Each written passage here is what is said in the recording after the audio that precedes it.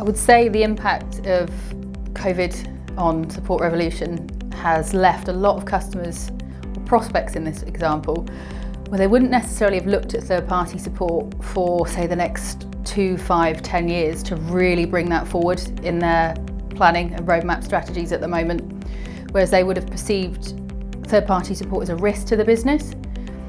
The risk now is organisations can't afford not to look at cost savings, and IT strategies in the past were cloud first and we're going to really invest in that over the next 12 months.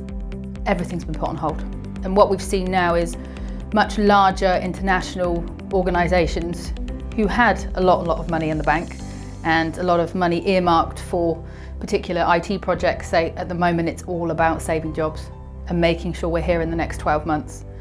And then in addition to that, the organisations that we know are going to be there in the next 12 months are really now saying, well, we need to take a bit of responsibility. What's happening in the environment, what's happening around the world due to the pandemic.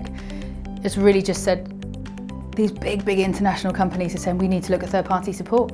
We're coming to the end of EULA agreements in that particular, when it comes to Oracle, and they're just saying, we don't have the luxury now to spend 3-4 million on a EULA every year. We need to really evaluate what we're doing with our IT and really make those savings.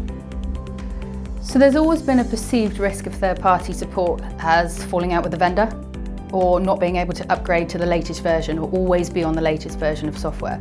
Falling out with the vendor is not a risk because they don't fall out with you just because you've gone to third-party support. You'll always be an Oracle or SAP customer. It's just you're not having support and maintenance from them anymore.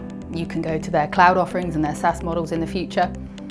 But the perceived risk of never being on the latest version of software anymore, organisations have really had the opportunity to look at it and say, why was I always needing to be on the last version of software? Because I needed support. But you can get support on any version of software in third-party support.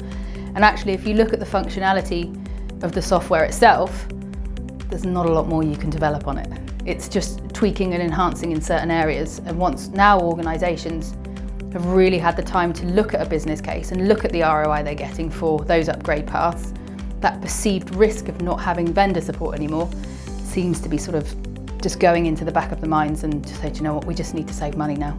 We just need to save money.